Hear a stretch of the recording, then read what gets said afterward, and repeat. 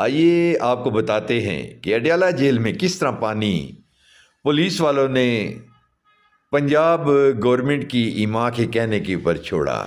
یہ دیکھیے، یہ پانی ہی نہیں تھا بلکہ گندا پانی جو گٹر کا پانی تھا، نالیوں کا پانی تھا، وہ پنجاب پولیس کے ذریعے چھڑوایا گیا۔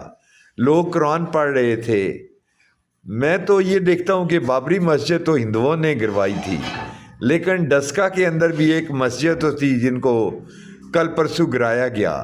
یہ دیکھیں کس طریقے سے غلاظت، بڑا گندا پانی جو ہے یہ چھوڑ دیا گیا۔